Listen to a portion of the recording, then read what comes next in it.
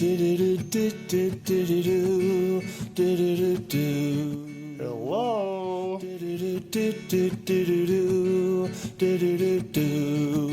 It's me. Let's get this show on the road.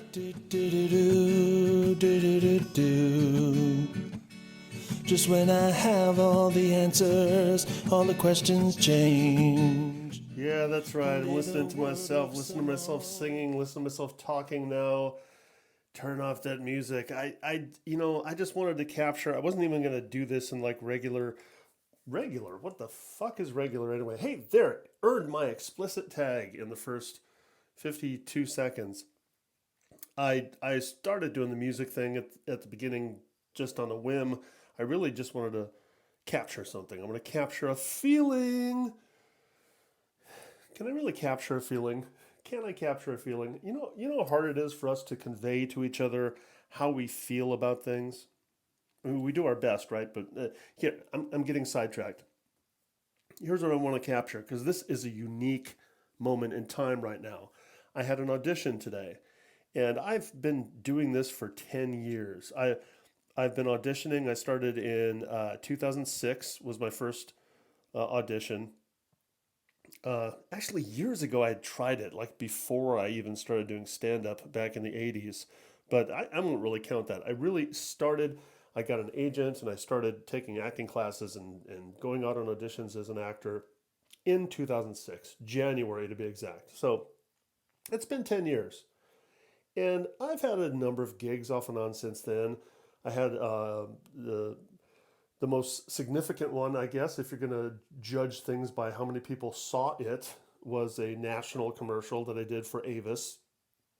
That aired during the Major League Baseball playoffs back in 2009, I think, after I'd been auditioning for a few years. But the thing I did today, the audition I went out for today, is something I've never been in the running for. It's for the voice of Jack from Jack in the Box. If I got this gig, it could potentially be something that would last for years. And it's something that would be multiple commercial campaigns every year. I'm guessing in addition to TV, it would also be radio. But I've never had the chance to be in the running for anything like this, so I'm excited.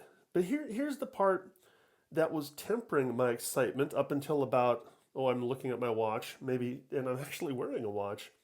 I used to, for years, I would make the motion of looking at my wrist as if telling the time, but I hadn't worn a watch in years. But now I've got an Apple Watch, and so I'm actually looking at my watch. Anyway, here's the point. In that 10 years, since I started going to acting classes, which I don't do anymore because it's kind of like, okay, I could I say I had enough? I learned enough, whatever. I just stopped. I did that. In acting classes, they would tell you, the acting teacher, coach, guy would tell us, after you go to an audition, when you leave, just let it go. Forget about it. I've heard that from him. I've heard that on podcasts. I've heard that from a number of people who've been in the business for a long time. And I get it. And I've done that. For the most part, I've let things go, right? But here's the problem. With something like this, that could potentially be something that I could be doing for years as a regular gig, I don't want to let it go.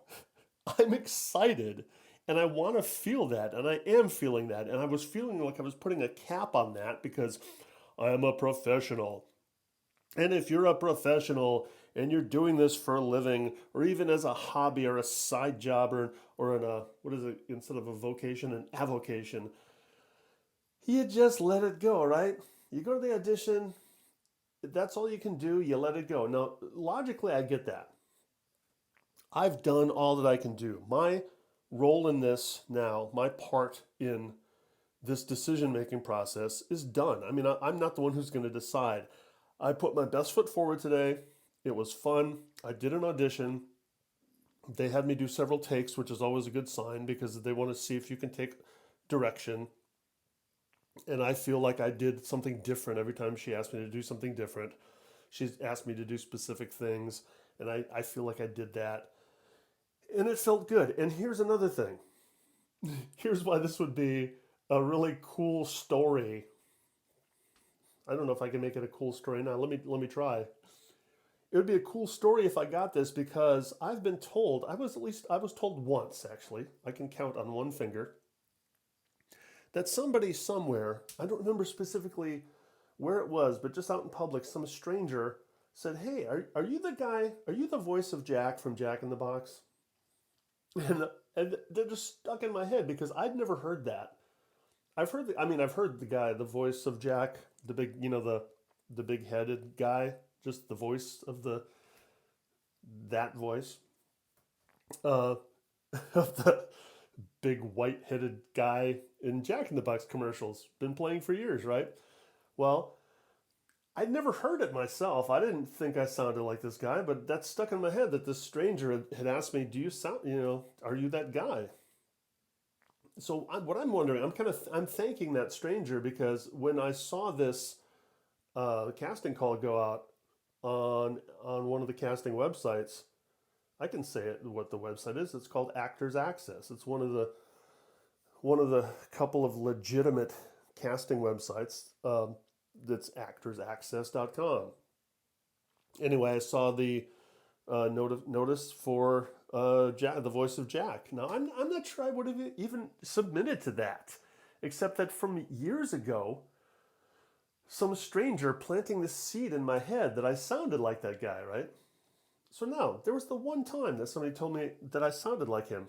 You know when the other time was? Today, in the casting office. Somebody, I don't even know what his role is, what his job is, what his task is, if he's an assistant, if he's also a casting director. But one of the people who works at the casting office that I went to today, I was talking to him and he said, "Hey, this should be easy for you because I'm sure you've heard this a lot that you sound like the guy from Jack in the Box." And I told him, well, actually, one other time somebody told me that, but yeah, so I have been told that, and I have that stranger to thank for planting that seed in my head because I'm not sure I would have even submitted. I'm repeating myself now because that's also what I told him. So I just think connecting the dots, it would be kind of cool if just out of the blue, some stranger, and I don't know, I don't think I was at a Jack in the Box at the time. Something tells me I was at a fast food place. I'm picturing it was somebody even behind the counter of a Taco Bell or someplace just going, "Hey, are you the voice of Jack from the Jack in the Box?" So here's the deal. When I did the audition, one of the cool things about this audition is that it wasn't one of those awkward auditions. A lot of times, I don't know if you've ever seen if you're an actor yourself, then you know this. You know how awkward auditions can be sometimes because they're not in your natural habitat, right? I mean, you're going to this room and it's kind of generally a sterile room with a temporary table and some people in some temporary folding chairs and they're just staring at you taking notes and sometimes the room is warm and they're welcoming and all that. That's fine, but still it's just kind of you're just standing there in front of them and you're acting, right? It's just not really in your natural habitat. You're not really it's not conducive to acting, and sometimes you're asked to pantomime stuff, and it's even on a good day that's just awkward. But what was cool about this audition is it was in the same setting as the work would be done, and here's what I mean. It was in front of a mic hanging from the ceiling. There was a glass, typical thing where there's glass and there's a control booth. The casting director first greeted me, walked me in, put me in front of the mic. In front of the mic, there's a podium with the copy, and then she walked behind the glass into the control booth, closed the door, and now she's directing from behind the control booth. I mean, this is actually how voice work is done. Even if you're not an actor or a voice actor, you've seen this. You've seen behind the scenes stuff on the DVD special, right? DVD extras, and that's the way it's done. So it was really cool that I'm going, oh, this isn't awkward. This is actually this is how we do this. I've done a couple of voice things as well, and this is how it's done. I've it's the same thing as in a recording studio as well. I've done some music in the recording studio, and it's this is great. It was fun. I had some low level anxiety going in, as I always do, because it's performing, and I love performing. But on the other hand, I also am relieved when it's done. But it was great. I can take with a grain of salt when she told me, "Oh, that was great, that was good, whatever," because they're going to say that they're going to be polite. But here was one moment that I enjoyed: is after I did my first take, she said, "Wow, that was good." How did she say? She said, I can't remember how she led into it, but she went, "How did we find you?" And I just like the way she asked, like, "How did we find you?" Like it was that's me seem more genuine than just the usual. "Oh, that was good. Yeah, thank you. That was good." How did we find you? And so I told her, I said, "Well, I self submitted. I'm represented by Shaman Freitas in San Diego, but I self submitted on Actors Access." And wow, okay. But I liked that she asked, "How did we find you?" Somehow I've never been asked that question before, so I don't know. That struck me as um, more of a genuine thing than the kind of the obligatory. "Hey, that was good. Thank you very much. Goodbye." So like I said, I did a number of takes and it was good, and I felt good about it. And then afterward, she asked me because when I told her that I'm represented by my agent in San Diego, she asked, "Oh, so you drove up here from there?" It's like, "Yeah, well, I live in North County." So she knew about North County because she mentioned Carlsbad, and she has some friends down there, and it's beautiful down there. Okay, great. And so then I gave one of my canned answers about this. Is I said, the thing about living in North County of San Diego is, it takes an hour and a half to 2 hours to get up here. And I mean, I know because I've lived in LA before that you can live in Santa Monica and it can take you like 2 hours just to get across town to Studio City, right? So I have that answer stuck in my head for people, prepared ahead of time, because a lot of times in LA they think that if you live down in San Diego, you're not going to be able to make it up to do your job. It's like, well, where I live really has nothing to do with it. Of course, if I lived in Nebraska, it would be hard to make it to work on time, but I live in San Diego, North County. It takes like just as much time to get to where I need to go up in LA as sometimes it takes somebody who lives in LA to get there. Anyway, and she asked, "So you'd be okay if you'd be okay with the travel?" I said, "Oh yeah, should that would be a nice." What do you file that under nice problem to have? I have driven much further for less. In fact, I used to go up to LA every week for a while when I was compelled to do so. I would drive to from San Diego up to the Improv on Melrose, which is really just a couple blocks away from where I had the audition today. I was driving up there every week for 3 minutes of stage time. In fact, a lot of times I was driving up every week for no minutes of stage time because there was a lottery just to get a fucking spot. And sometimes I didn't get a fucking spot. And sometimes I got a spot at 2 a.m. just before closing time, or like 1:55 a.m., where it was just me performing to the sound guy at that point. So would I be willing to drive from San Marcos to Santa Monica to be the voice of Jack in the Box? However many times a year I would have to do that? Yeah. And especially when you factor in that it's a union job, which means, there's residuals involved. And it's not that I, totally do this for the money, because I've done a lot of things performing wise for free, but let's face it. What's one of the ideal things in life? It's doing something you love and getting paid for it. Ain't that nice? Yes, it is. So I guess the whole point, God, have I taken a breath in the last 15 minutes? I'm excited, and I want to be excited, and I want to feel this excitement, because until they tell me otherwise, until a number of days pass or weeks go by, I don't know. Generally, with commercials, they decide really fast, but I don't know if they're going to make the decision fast in this case, because they're hiring somebody to be the voice of the franchise for a number of years. So maybe it won't turn around as quickly as commercials normally do. But here's the point: until I'm told otherwise, until a number of days or weeks pass, I want to be excited. I am excited. I shouldn't say I want to be excited. I am excited. I'm not going to hold it back anymore. This whole idea that, oh, you got to let it go and don't get all wrapped up in it and don't get your hopes up and all that bullshit. I'm excited because this is in the 10 years that I've been going on auditions, this is the closest I've come to something like this, where it's, a franchise voice. It's, I mean, and I don't want to say this is iconic in the sense of like, I can't even think of an icon off the top of my head, but come on, I mean, it's somebody that most people have heard of. If you ask people, hey, have you heard of the voice of Jack from Jack in the Box? I think most people would say yes. So they were looking for somebody who's a voice match, and apparently I'm close enough of a voice match. I really didn't even put on a voice or a character. I just did kind of a heightened version, pretty much like what you're hearing now, only maybe a little bit higher. Just like, hey, get a jumbo. I don't want to try to I'm not going to try to impersonate myself, but basically I'm just doing my voice. And I just think it sounds close enough. And apparently they agreed because today was a callback. And for those of you who don't know what a callback is, it means that you've auditioned. First of all, even just to get an audition means that they've weeded out people. I submitted, and who knows how many hundreds of people submitted for this. Considering it's this big of a gig, I'd say a lot. That's a rough estimate. A lot. So then I auditioned, but the audition was luckily I didn't have to drive up there twice because the audition was done by remote control. I did a recording. They called it EcoCast. At least that's the brand name.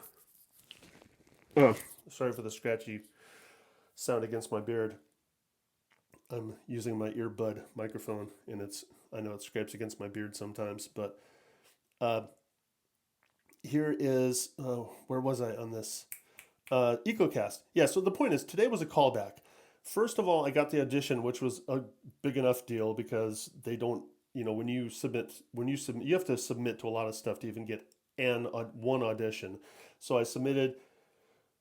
They asked me to audition. I did audition, and then they called me up to go in person today. Now, that's the signal that you are at least in the ballpark. They don't call you in for a callback unless they say, hey, yes, you sound close enough to this guy. They're looking for a voice and an attitude match for the voice of Jack. They don't want to just totally start with a totally different sounding voice. They specifically said, we want a voice match and an attitude match. So I went in with pretty much just my voice and my attitude, just a little more commercially, kind of, but basically it's just my voice. So the beauty thing of that is, if I do end up getting the gig, it would be, I don't have to try to remember some character voice because I'm not really that good at holding a character for a long period of time. Doing stand-up for all these years, I could do characters in short little bursts. I could go, hey, look, I'm doing this character, and then I'm done. If I try to do that character for any period of time, it's going to turn into another character. I'll be done, right? So that's another cool thing about this. If that stranger from years ago is right, and this guy in the casting office today is right, my voice pretty much is just the close enough to the voice of Jack where I would just be doing my voice. So I would just be dialing it up or down a little bit, or slower or faster. Just, that's what they do when they direct you, is they just tweak you a little bit. But basically it's just my voice. So kind of be a cool gig to just say, hey, I'm getting paid as a spokesperson for a major brand, fast food brand, just to be doing my voice. I think I could kind of hang with that. I'm happy. I'm happy just to be in the running, and I hope I have some good news to report to myself and whoever might be listening to this sometime in the near future. But if not, you know what? It feels good right now. That's what I wanted to record, and this is what I am recording, is just, it feels good right now, and I'm going to let myself feel good right now, and I'm going to stop this at 20 minutes, give or take, and it feels good. It's okay to feel good. Get excited. Enjoy yourself, right? Fucking A right. Good night.